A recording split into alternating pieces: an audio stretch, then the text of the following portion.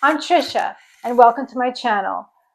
If you want to hit that subscribe button, I'd really appreciate it. Thank you for watching. And this is Charlie, and today I want to introduce you to my husband, Ronnie, and he's going to help me today, help you find the number one reason why there are divorces today or broken relationships. And do you want to take it from here? Sure. So I don't want to tell him right away.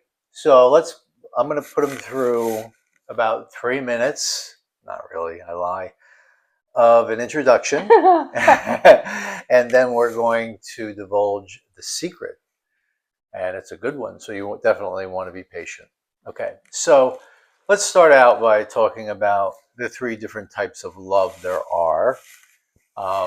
Coming from the Greek language, there's three, and everybody's going to be familiar with them when I explain them. And then I want your input, of course, because you invited me here, so this is your show.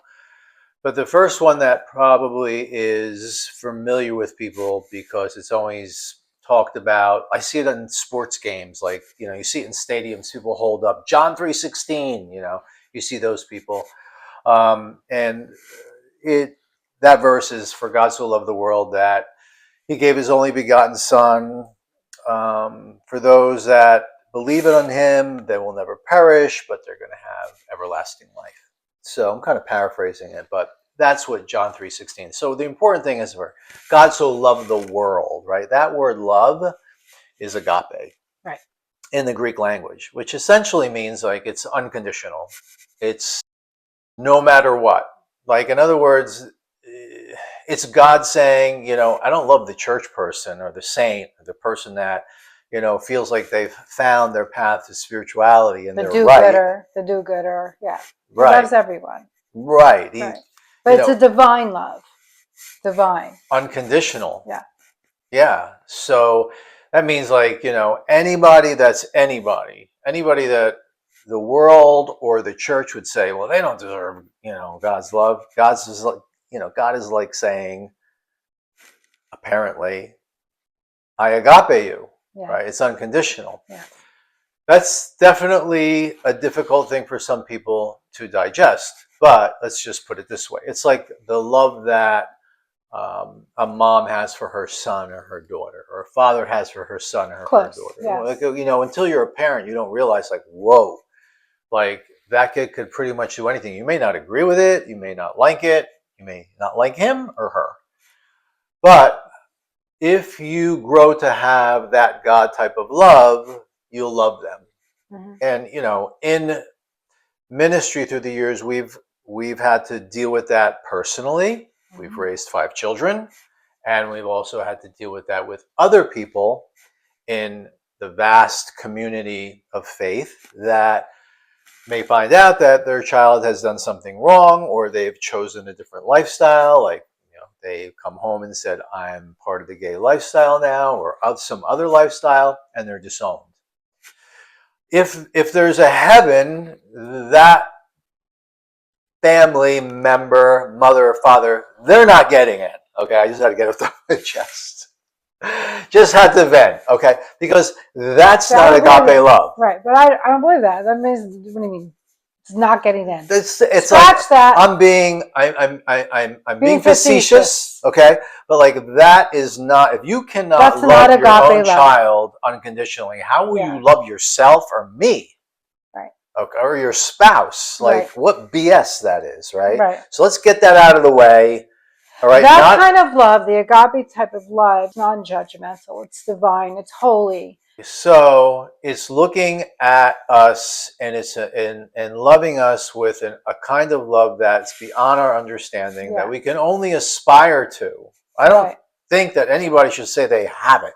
Right. It's just, it is something that's so divine, if it exists, if this whole thing is real about agape love.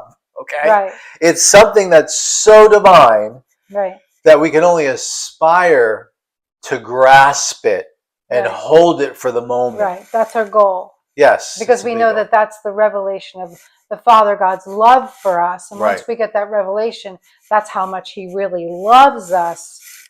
Right. Then it's hard to attain, but we we want to attain it. We want to achieve it at any time in our life. Right. And that would be the type of love in a relationship or a marriage that if, say, there was infidelity. Yeah. Okay. Say there was even verbal abuse. Now, physical abuse goes into a different category. Different category. Another time. Another subject. But let's just say that you have a rocky marriage. You know, nothing's going right. It's nothing that like 911 is coming to your home about every day. It just stinks, you know. Somebody messed up or you both messed up, right? And you have to make a decision what you're going to do, right? So if somebody commits infidelity, you would, as an individual, have to confront them and say, can I accept them back? Yeah. Is it possible? Forget if they're going to do it again. They probably will. Okay. I'm not judging them, but step one, is it within me to forgive them? That's agape. And is it within me to forgive them and to forget it every time there's a conflict between one another, that you don't keep bringing it up. Forgiveness is a constant thing that we have to do each and every day. And by that, we do this and we forget and we say, that's other. We're not going to bring that up and throw that into our spouses or to into our partner's face every time they do something wrong in your eyes. And that is something that I don't know if people realize that they hear at a lot of weddings. Yeah. Faith or non-faith, Christian or non-Christian, you'll hear 1 Corinthians 13. Love is patient, love is kind, love is this, love is that. Yeah. Love does not keep an account of wrong. So it's like that fits into what you said. Yeah. Okay, so now we're talking about what kind of love is that? Yeah. That is that kind of love where it's like, whoa, wait a minute. This is way too hard for me. Right. Okay. We're not putting any judgment on anybody. We're just defining that type of love. Right. And then you also have to come to the realization that there are relationships out there that maybe you're in one, that person who you've chosen to be with is constantly,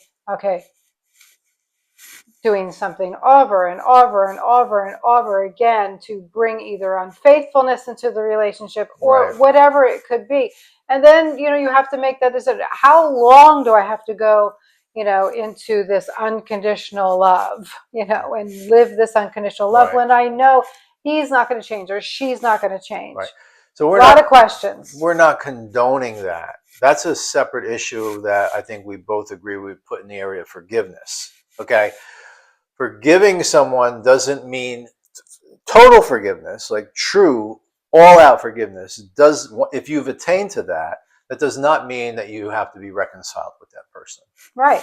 So they're two different things. You teach on that. I think that's awesome. In your book, The Hungarian Alchemist, you do a great job at dealing with forgiveness as part of like removing trauma. And, you say something like that, which is awesome for people to hear. So that's the first type of love. The second type of love is phileo love. Okay. Friendship. It's the word that we get Philadelphia from, it's brotherly love. It's friendship. It's like, you like to do this. I like to do this. We like to do this together. That is the Greek word phileo for that type of love. It's a common love. It's, the origin is Greek, and it is something that thrives in a marriage or dies in a marriage. It either, thrives because you have become best friends with your spouse or your partner, or you've separated and you have now kind of gone your own ways, or you've had a communication breakdown, or you've developed resentment or anger or some type of hostility through a trauma that's happened. You've held it in and now you're all blocked up. So you don't have a friendship. Friendships are so important. Like we live for friendships. We don't live for agape love. We live for friendships. We live for community. We live for communication. We live for loyalty and to confide in people, whether that's having a guy friend or a girlfriend, or girls have girlfriends, guys have guy friends. We strive to find people that we can trust. Right. And when you lose that phileo love in a marriage, you are no longer friends, but you're going to search for it. Right. That's with good. someone else. That's good. Do you have anything to add to that? Well, I want to say that this can deal with all of our loves, so all three different loves. But so in a relationship, you're both totally like, it's like a triangle. And so when a relationship begins, whatever kind of love you want to attain to, friendship, eros, agape, whatever. So there's a triangle, and up here is the divine love. Down here, we start down here, and we start our relationships down here where we don't know one another. We don't know each other's characters. We don't know each other's flaws. We don't really know each other, but we're in the acceptance mode that, okay, we're going to have a relationship, and we're so far away from each other down here. But what we want to do is we want to grow like this towards that divine love, towards that love, that friendship love, the agape love, the fellowship love, whatever love, you unity love. But we have to grow in unity. Sometimes we both, you'll go like this, and it's kind of slanted, and that means you're going up the mountain. Sometimes the mountain is hard, it's steep.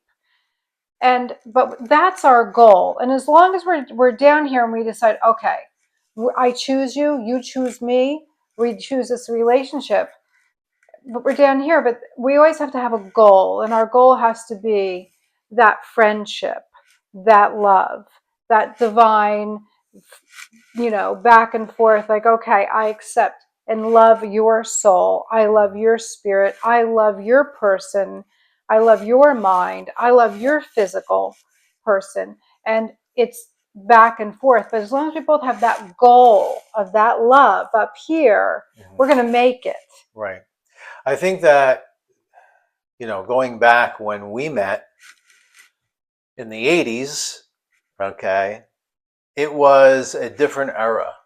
And, we were fortunate to, and we were just talking about this the other day, that we were fortunate to have been joined and dating during a time where we weren't looking for instant perfection in people.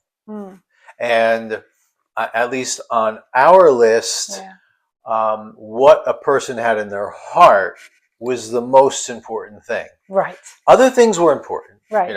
I mean, am I attracted to that person? Does that person have a positive attitude? Is that person in the same faith, or a similar faith that we believe in? Can we adjust to that? Is that okay? Is that person responsible? Right? Both, is she responsible? Am I responsible?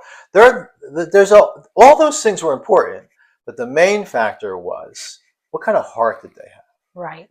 What was in their heart? Right. Because our heart is going to drive everything else. Right. Your head could be anywhere at any time, but your heart is going to rule your life.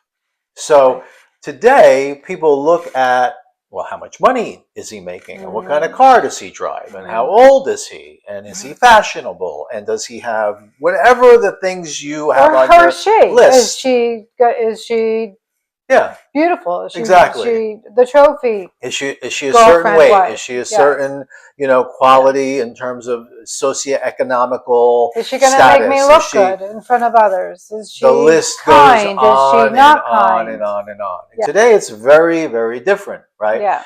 So this phileo love is neglected. Right. Okay, because if you're going to jump in bed with somebody, you get all excited, you get infatuated with them, and oh my goodness, they have the car and they have the money and they say they have this and houses and whatever, and you really don't know if they have all that today with social media. Right. Most of people don't. Right. Because if they're empty inside. Right, and you jump. Empty. So you jump in bed with them, okay, and then all of a sudden it's like you find out, like, well, wait a minute. I don't like your soul. I don't like your heart. I don't like we're not friends, and they never they don't make friendship, love the priority, Right. which is a dumb thing to do. Right. And you always have to find that one thing. Well, what is that one thing, that really, really true one thing that you really love or care about that person? And you can build upon that, because like I said, there's growth. There has to be growth. And there has to be growth where you're both building towards one thing together. And so you find that if you have that person, you're not quite sure. And I'm asking, are you sure that this person is your person? You find that one thing that you really care about in that person, that one attribute that person has. They do have a good heart. They are kind.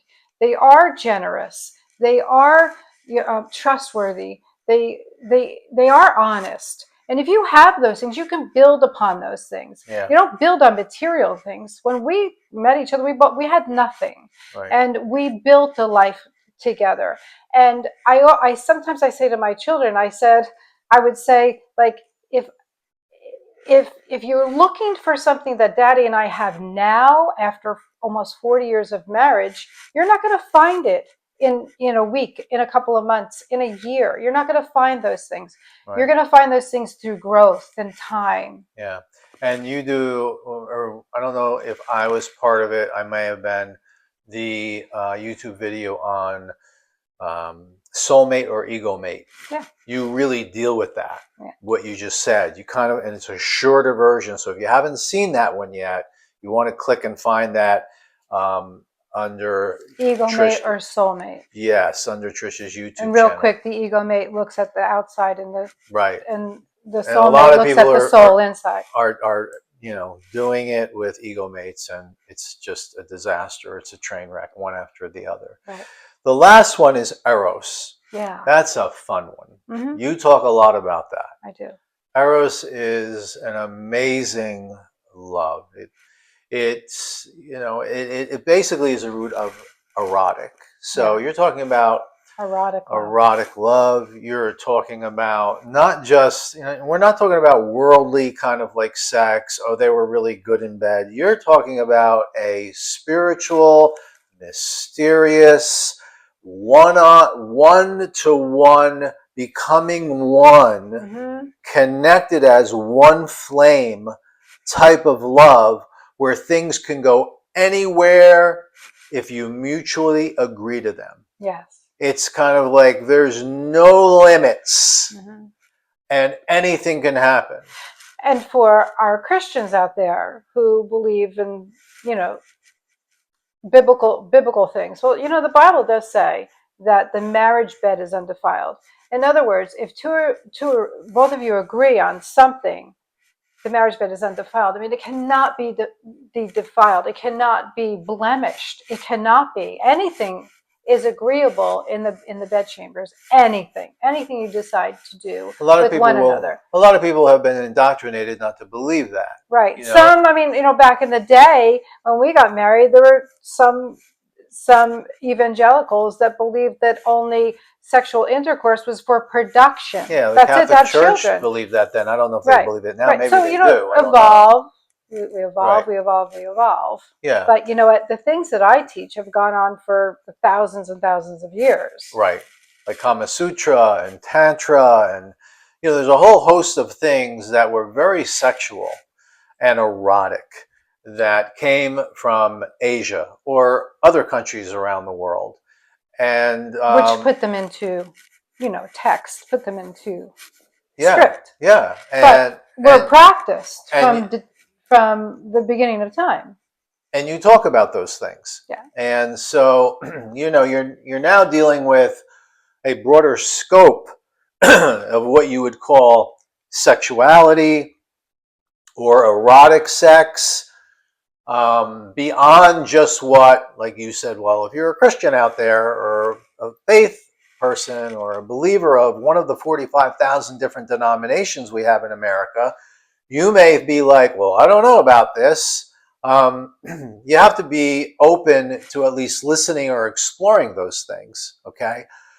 Because if you're married, like Trish said, pretty much everything is about mutual consent. Yes. if you both agree upon something, then I don't understand who's the sheriff here in town that's saying, wait a minute, you can't do that.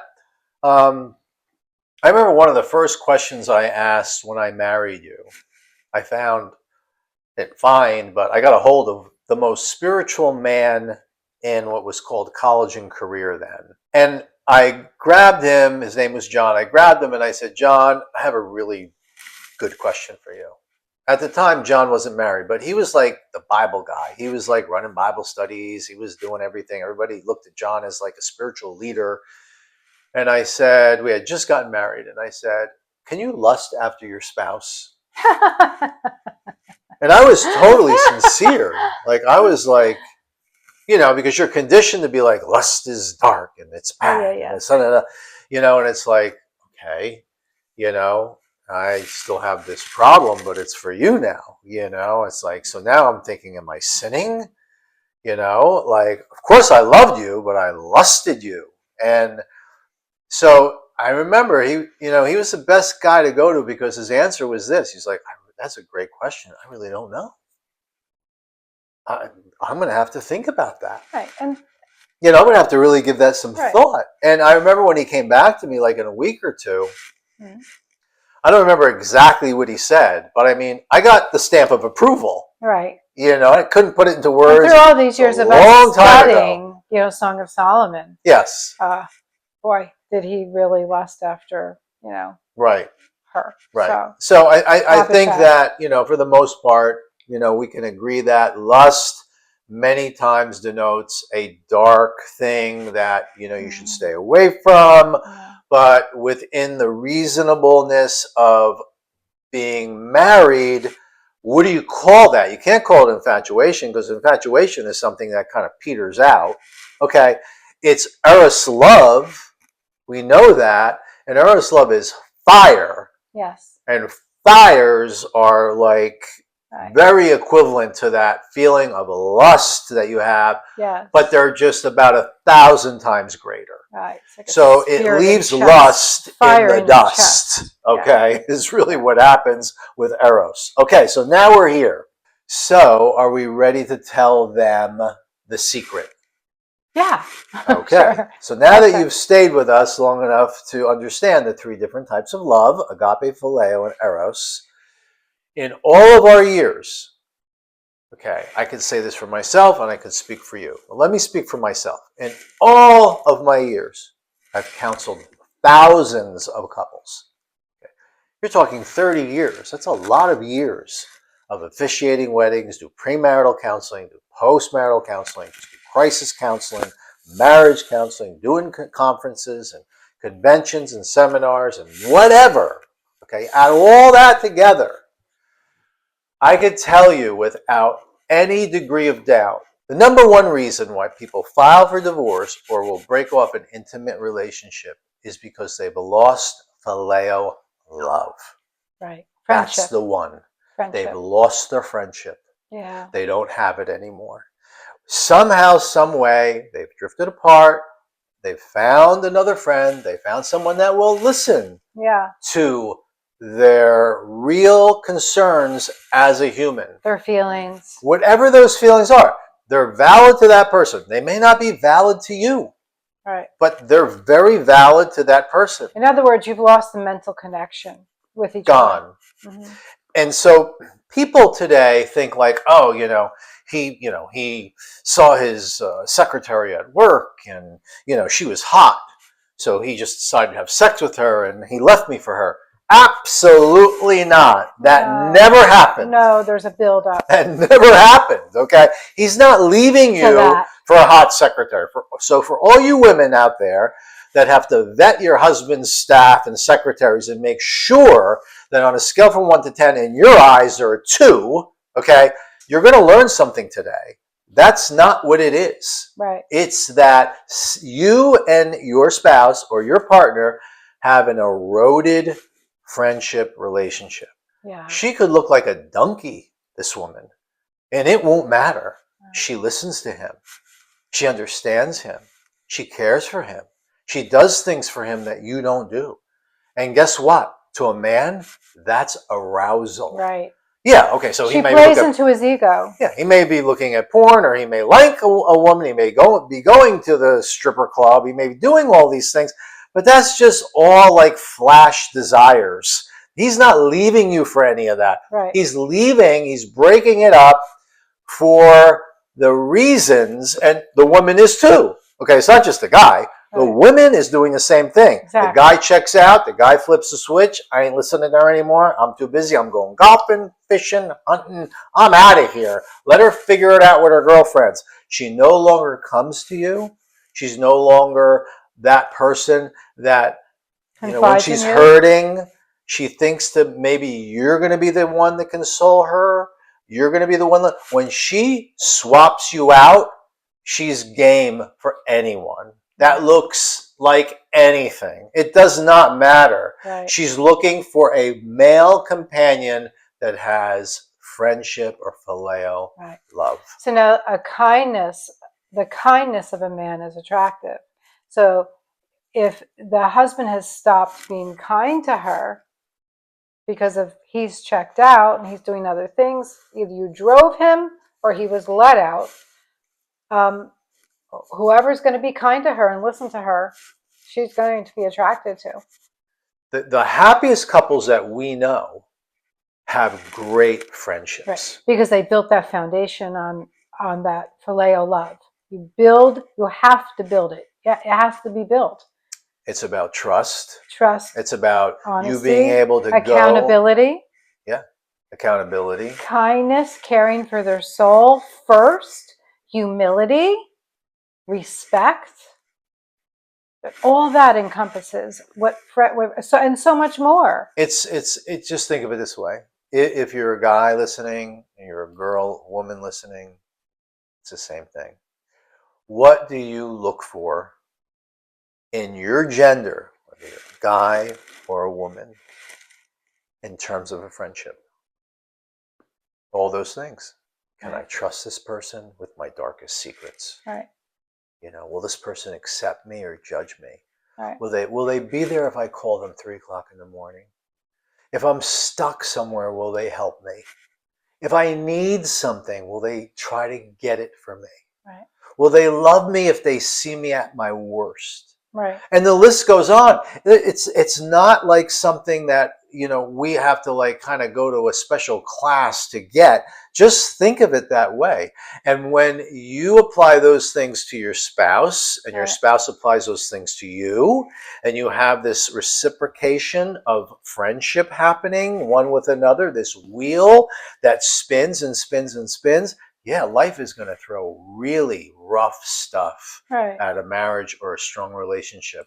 But if you have that wheel spinning, you have everything. And it's never too late to start. It's never too late to humble yourself and say, I'm going to care for my partner's soul. I'm going to care for it. I'm going to start now. I'm going to start loving. I'm going to start changing the way I react to whatever. I'm going to start giving more. I'm start loving more. I'm going to really apply something that he needs from, you know, I'm going to apply it to my life, and I'm going to something that he needs. I'm going to start to give it something either I've been holding back from because of either resentment or trauma or whatever. And remember, I teach how to get rid of this, you know, this downward trauma. Just get rid of it and like live in the higher places. And what I also want to say is that do not fear. We have to get rid of the fear. We have to say, okay, I have faith for our relationship. And you know what? If I am the only one that has to bring it to change my partner to look towards me, that I have to do it. And you have to have faith to believe that you can. And it's all about action. I remember around 7 years of marriage. I worked 7 days a week for 7 years. Yeah. And it was not good. Our marriage was weak at that point. Our career was taking off. But I realized, like, okay, this is not good. And I remember, having a discussion about you and saying, okay, I got to fix this somehow. I got to turn this thing around. She's right. I got to turn this. How do I do this? I've built this machine that needs to be oiled every 15 minutes. And how do I do this? And I remember taking you out to Venezia's, which was an Italian restaurant in Chester, New Jersey back then. I'm sitting at the table. I just so vividly remember sitting at the table with you alone for the first time, alone, for dinner alone. And I don't know how many kids we had then. I think we had 2 kids in years. And looking around and seeing couples talking, kidding, laughing, having fun. And I had no idea where to start. Mm-hmm. And I remember that chilling feeling wow, I'm lost. We are severed. Yeah. We lost what we had. Yeah. Whatever it was, we had 2 kids. First one was a traumatic experience. The second one was a near traumatic experience. I built something from the ground floor up with your help and other people's help. And I was just overloaded. I was young. I was really clueless, but no one knew it. And that's all that mattered because it was working. And there was a big responsibility and demand and heavy weight and burden on my shoulders. So it was nothing that I was doing deliberately. Right. I didn't want to be in that position. Right. I built something that demanded that I be in that position. Right. And that's why getting away, that's what we started doing. Yeah. Dating again and getting away and making time alone. That is taking action. Yeah. So. That's a good one. Yeah. I mean, I don't know. That's how we started. Yeah. I don't know if you have anything to add to that, but I think that we have given you enough information to assess, to do an analysis on yourselves, on your marriage, on your relationship with your partner, do an audit and think it through and see if there is a way to turn the ship. Remember something that, I thought of many, many years ago when it just kind of popped out of heaven when I was counseling a couple. They'd been married a long time. They'd been married 25 years and they were thinking about getting a divorce. And, they wanted to make a turn. And she expected a long list of things to be done immediately. And I just gave them the analogy of simple rowboat versus a cruise ship. When you turn a rowboat, you can make a 90-degree turn within seconds. When you turn a cruise ship, it takes a lot longer. So when you're in a short-term relationship, yeah, you've been going out for 6 months or maybe you've been married for a year or 2 years. Yeah, relatively, you can make some quick adjustments. But after 25 years of doing something that you shouldn't have been doing, it's going to take time. So be kind to yourself, be patient, be gentle, and always believe for the best. There's always hope.